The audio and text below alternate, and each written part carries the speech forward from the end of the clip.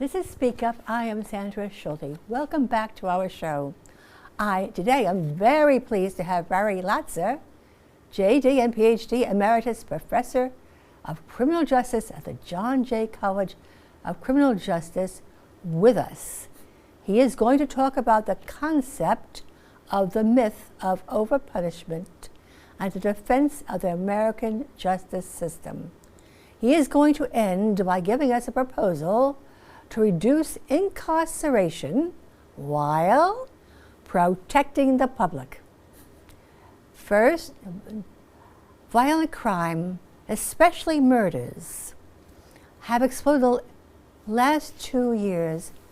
What caused this surge in criminality, Dr. Latzer?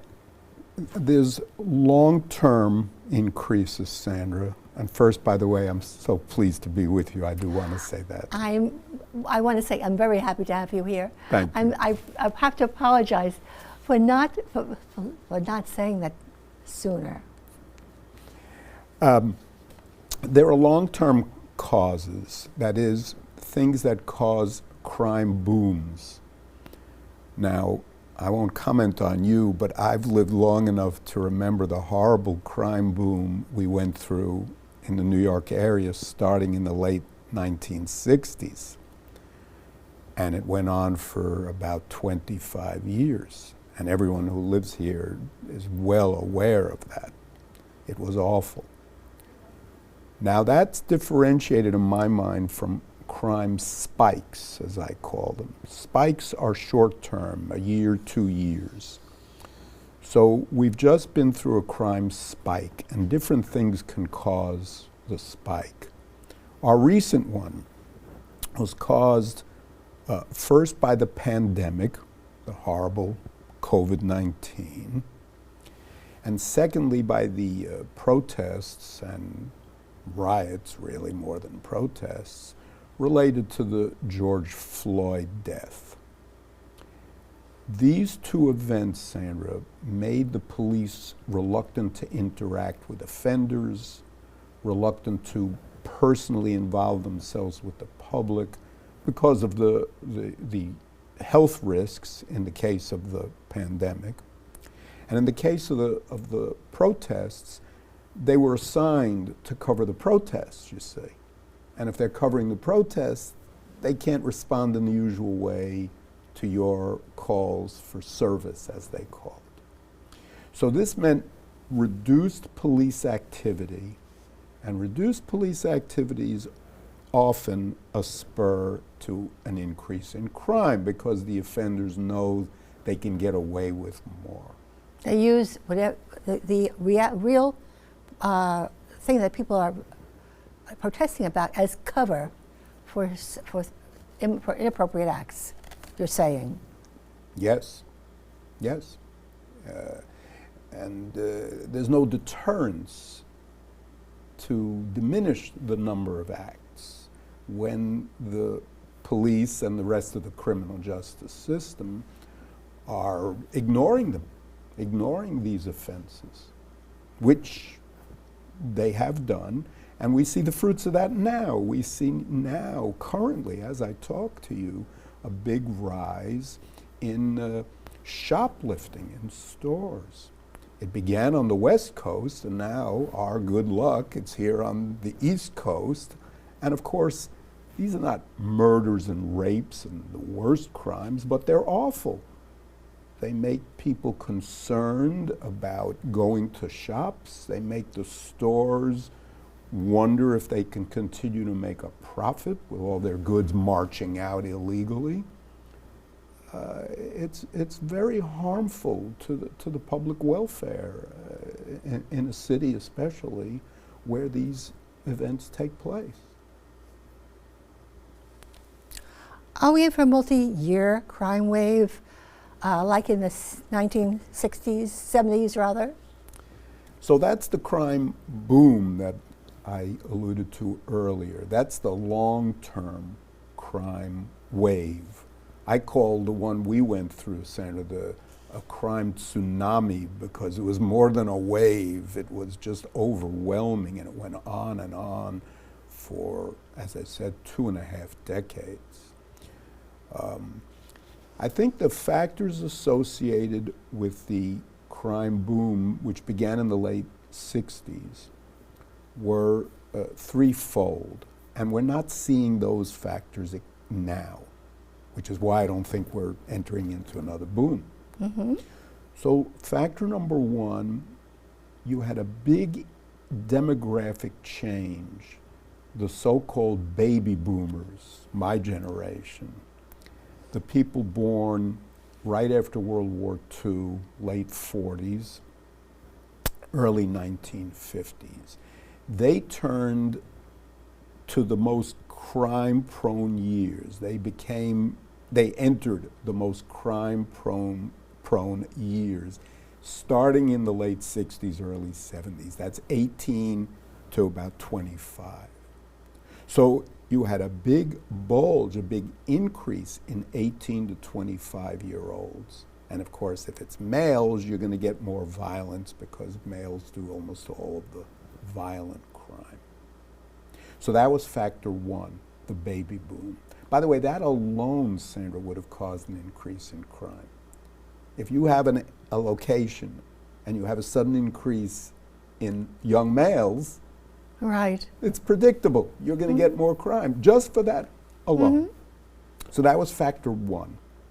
Factor two, you had the migration to the big cities of the Northeast of an African American population from the South that already had high violent crime rates. We know this because I studied this phenomenon for the earlier periods in the 20th century. So when you had this huge migration, and it was a huge migration largely for job opportunities up north, also for greater freedom because the South still had the so-called Jim Crow system of race discrimination. So African Americans came north and flooded into the big cities of the north, Detroit, Philadelphia, New York City, Boston. And unfortunately, they brought a great deal of crime with them. So anyone who lived through this period knows this. We don't want to speak about it, of course, because it sounds like you're being a racist. But those are the realities, those are the facts. That's what happened. And anyone who lived through that period in New York, for instance, they know who was doing a lot of the crime. So that was factor number two. And the third factor in the big crime tsunami was that the criminal justice system became what I call flabby. It became weak. And of course, we're seeing some of that now, which is very dangerous. What do I mean? I mean the police didn't arrest as many people as they had been. When they were arrested, they often were released. When they were convicted, the sentences were lighter. In other words, the system wasn't punishing people the way it had. And this was true in the late 60s and early 70s, perhaps because the system was overwhelmed by crime and they weren't ready for this big crime increase. Those three factors, Sandra, those three together caused the major crime increase. And it lasted for a terribly long time. So those are the three that caused the crime boom. Now, are we seeing those again? Should I continue? Go ahead. Okay. Take it away. So, are we seeing a migration to these northern cities of groups with high crime rates? No, we're not really. We're not really. There are some Hispanic groups that have high crime rates, but a lot of the immigrants to New York now are not high crime immigrants. For instance, those from Eastern Europe. They don't have very high crime rates. And from Latin America? Some are, some not. Mm-hmm. So it really depends. It depends. So I don't see the big influx into the city of high crime groups now, currently. All right? What about the demographics? No. In fact, The population's aging. More people with gray hair are entering our population count. There's not a big increase in youth at this point. In fact, the youth population is going down. Factor 3, the weak criminal justice system. Well, that's kind of controversial, right? The system was punishing people. The so-called reform folks said over-punishing people, right? Up till about the 1990s. And in fact, we even passed a major crime bill in the mid-1990s. The Clintons proposed it. Bill was the president. And guess who got it through the Senate? A man you've heard of, Mr. Biden. Oh. Senator Biden championed that tough crime bill. Now he says, he regrets it. He certainly didn't say that at the time. He was a big champion of that bill. So, what's happened in the past few years is an unfortunate development. Groups that are persuaded that we have too much incarceration, and my book's written to refute that, of course, are trying to weaken the criminal justice system. They're trying to prevent people from going to prison. They're trying to reduce their sentences. They're trying to keep people out of jail. They're even trying to control the police in a way that reduces their effectiveness. In other words, we now have a sort of self-inflicted wound here with the criminal justice system. We're diminishing its power, we're diminishing its effectiveness on purpose,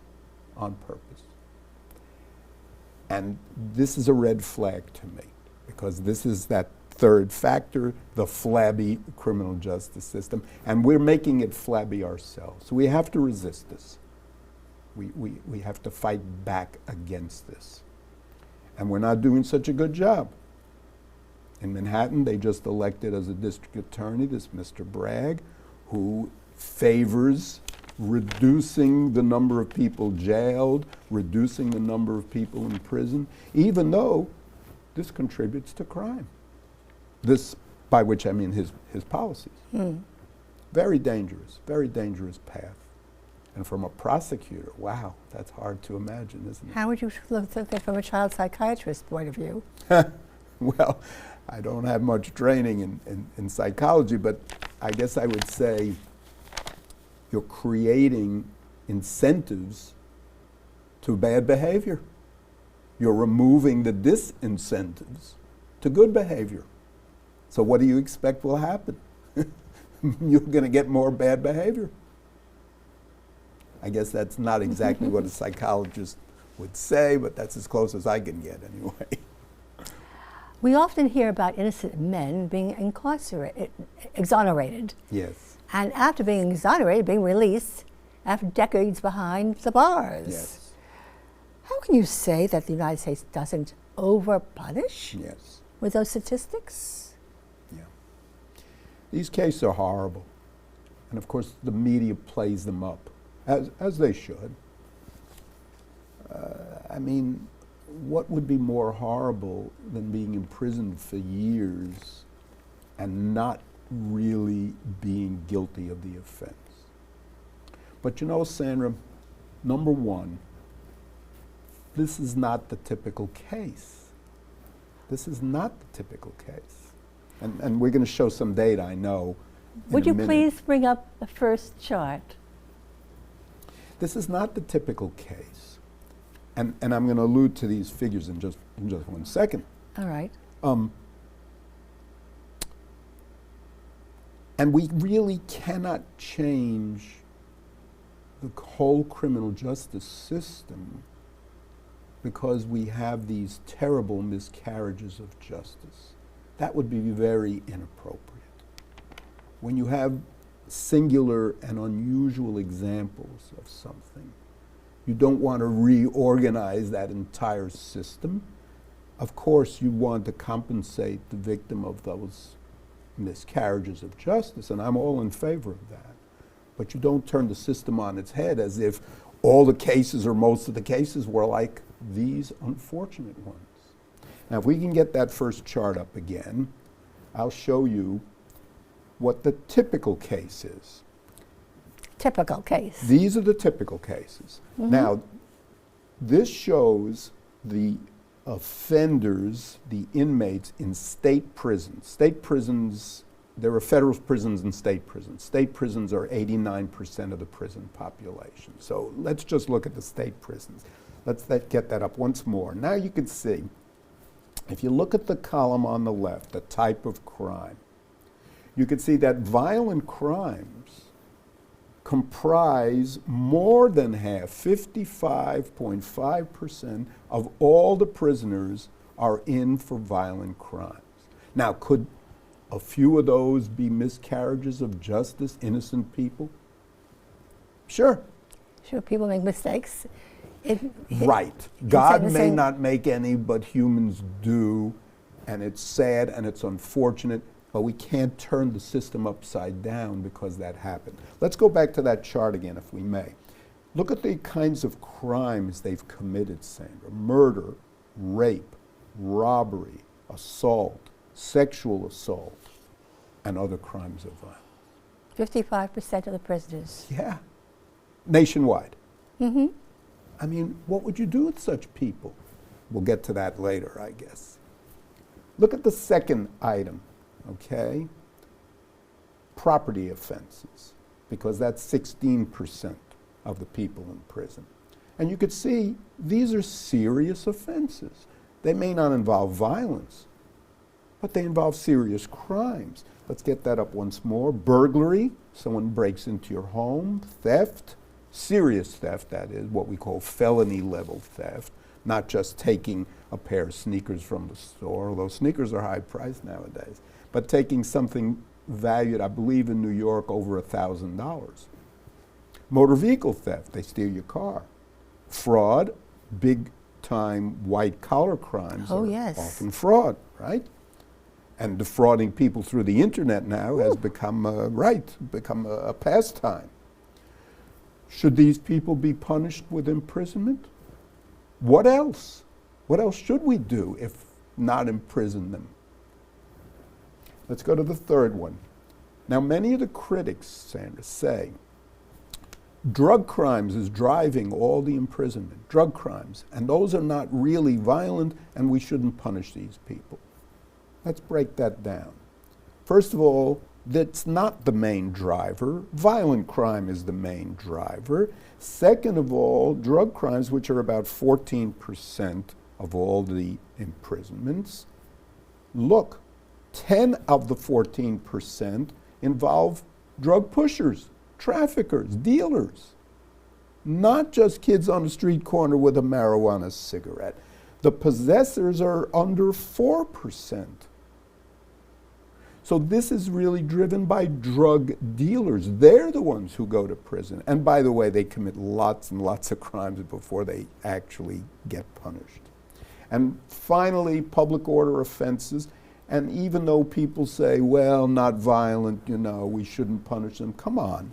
Weapons offenses, illegal weapons, driving while intoxicated, running somebody down perhaps, and other public order offenses along those lines are 12% of the prison population. So my point is, these miscarriage of justice cases are not the typical cases. The people who commit those offenses, Sandra, they should be imprisoned.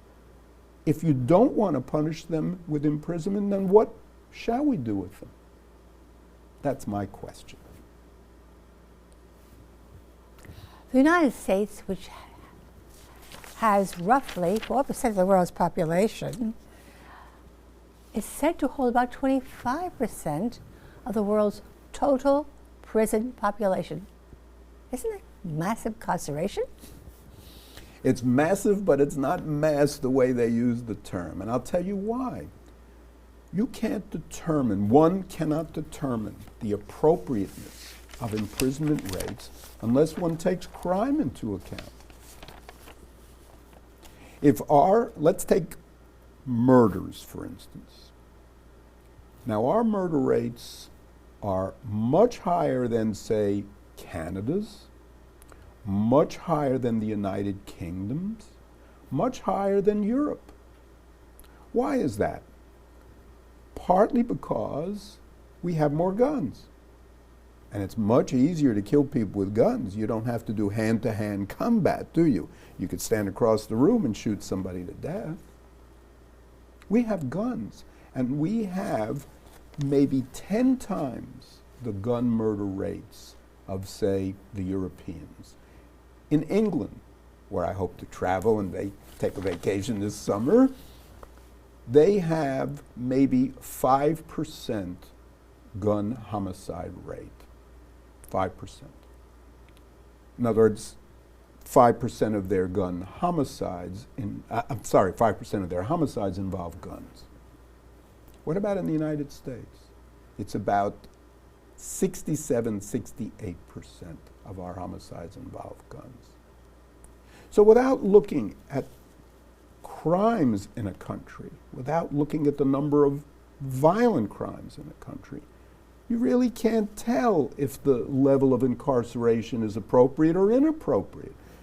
As we saw in the previous screen, 55+% of the prisoners are there for murder. Well, almost 70% of the murders are committed with guns, and we have lots of guns. So I submit to you, without taking that into account, you can't really say that our incarceration rate is too high. If England has only 5% of their murders with guns and we have almost 70, wouldn't you expect more people in prison for longer time periods? I think so. Would you please bring up chart 2? What this shows is that when people commit crimes and when they're punished for it, we have a big gap between those two phenomena. Let's take the crime that's punished the most. Let's take murder. All right? So that's the first row, murder. It's under crime. And you can see 16,425 people, murders, were known to the police in the year 2019, which was before the pandemic, so that's a good year to look at these figures. Of the 16,000 plus, over 9,352 were arrested. And of the 9,352, 8,033 were imprisoned. Now let's go back to the original figure. How many murders were there? Over 16,000, right? 16,425. And how many were imprisoned for murder? A little over 8,000. In other words, half. Yeah. Half the murderers were imprisoned. The other half were not. And if you think that's disturbing, go down the list of crimes, and it gets worse for each one. What percentage of the rapists, 22,583 rapists were admitted to prison, but 139,815 rapes were known to the police. They arrested 19,592, and more people were admitted to prison than arrested because some of these cases were from a previous year before 2019, and some involved multiple actors at the same time. So more people were imprisoned for rape than were actually arrested. But nonetheless, 139,815 rapes known to police, only 22,583 admitted to prison. You still think we overpunish? It doesn't look like it, right? Right. Because all these crimes take place and only a small percentage of the offenders are put into prison. Or even make it to court. They may not even make it to court. I have data on that too, very interesting data. Even if they make it to court, they may not be punished with incarceration. They may be released to what we call probation. In fact, About a fourth of the violent criminals are released to probation instead of put into an incarcerative situation, a jail or a prison. 25%. Almost. I think it's 22% plus, something like that, if I can recall the numbers. But it's still a shockingly high number. 30% or more of felons, almost a third of felons, convicted felons now, these are people who were convicted, receive probation. They don't go to prison. Now, they may have served a little time in jail, but jail is transitory. Jail is short term, you see. Jail is for people who were arrested and they're awaiting their adjudication. Or if they've been sentenced and they're on their way to prison, they may spend a short time in jail. But prison is where the real punishment takes place, or the not so real punishment for a lot of folks.